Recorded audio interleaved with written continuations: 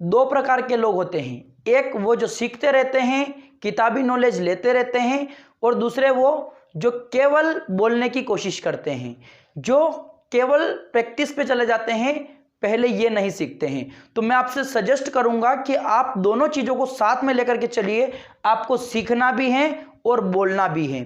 या अगर आप डायरेक्टली बोलना चले गए तो आप में वो कॉन्फिडेंस नहीं आ पाएगा, आप उस प्रकार से बोल नहीं पाएंगे। आपने कुछ सीखा ही नहीं तो बोलेंगे क्या। तो आपको मैं ये सजेस्ट करूंगा कि आप सीखिए, फिर साथ ही साथ बोलने की कोशिश कीजिए। यदि आप केवल बोलते रहे, सीखे नहीं, तो क्या बोलोगे। और यदि आप केवल सीखते रह गए, बोले नहीं, तो फिर कुछ नहीं हो पाएगा। तो आपको यदि बोलना है तो दोनों चीजें आपको साथ में करनी होगी।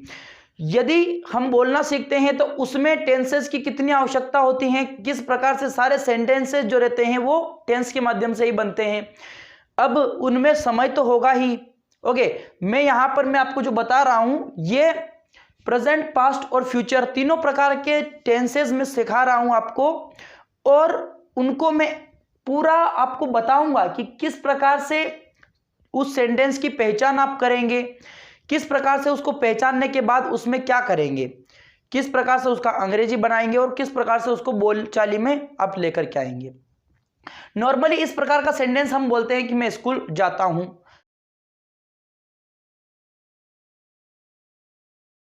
तो आपको यह समझना होगा कि प्रेजेंट टेंस में यह सेंटेंस मैं स्कूल जाता हूं हिंदी में इस प्रकार से बनेगा, पास्ट में मैं स्कूल गया था, क्योंकि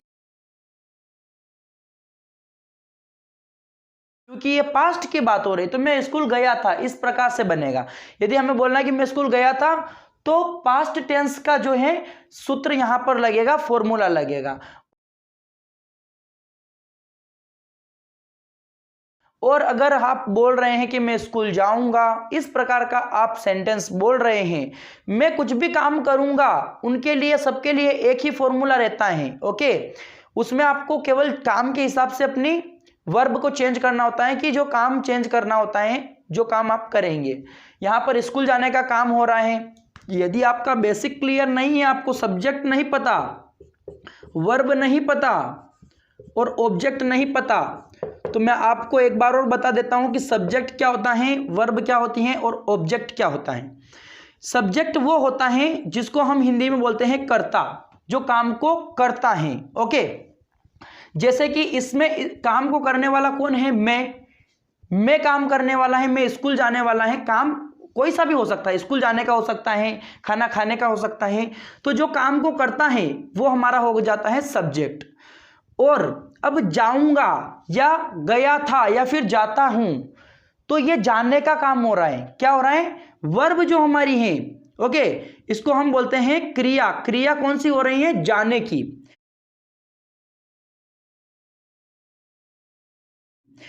जो हमारा बचा है स्कूल, ये क्या आएगा, ऑब्जेक्ट, यानी कि ये कर्म है।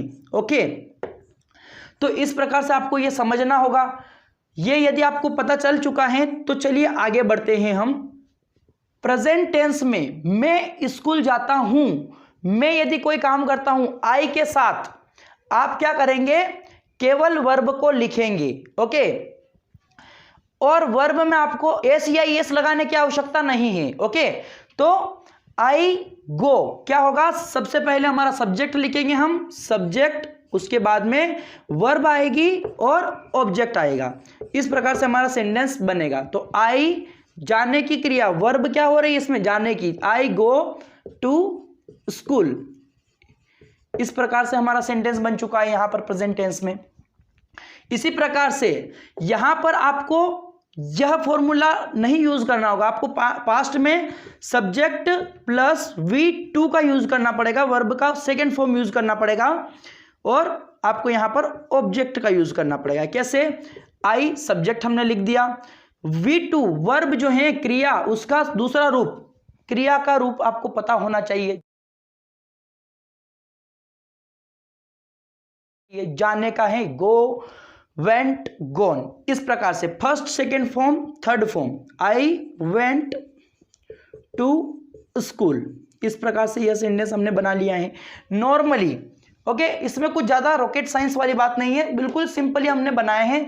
इसके लिए यह फॉर्मूला है, इसके लिए यह फॉर्मूला है। ओके, विल का यूज होता है, आपको यह पता होना चाहिए कि फ्यूचर में विल का यूज होगा। Okay, I will go to school, इस प्रकार से यह हमारा सेंटेंस बन गया है। I will go to school, मैं स्कूल जाऊंगा।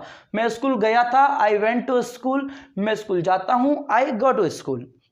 ओके, आप बात को कैसे बड़ा बनाएंगे वो भी मैं आपको सिखाऊंगा कि मैं प्रतिदिन स्कूल जाता हूं तो I go to school every day, इस प्रकार से आप इसको बड़ा बना पाएंगे। ओके, ये सारी चीजें मैं आपको इस चैनल पर ऐसे ही वीडियोस आपको अंग्रेजी सिखाने का भरपूर प्रयास किया जा रहा है और आपको भी फुल अपनी कोशिश करना ज़रूरी है, तभी आप कुछ सीख पाएंगे। सो उम्मीद करता हूं दोस्तों जितना मैंने आपको आज बताए हैं वो आपको समझ में आया होगा और ऐसे ही अच्छे अच्छे वीडियोस के लिए इस चैनल को सब्सक्राइब करना ना भूलें। मैं आपको मिलता हूं अगले वीडियो में। इस चैनल को जो प्यार आपने दिया है, सपोर्ट दिया है, उसके लिए भी आपका बहुत बहुत धन्यवाद। आगे भी ऐसा ही प्यार और सपोर्ट देते रहिएगा। अगर आपका कोई प्रश्न है तो कमेंट बॉक्स में आप पूछ सकते हैं। तब तक के लिए टाटा बाय, जय हिंद, जय भारत, वंदे मातरम।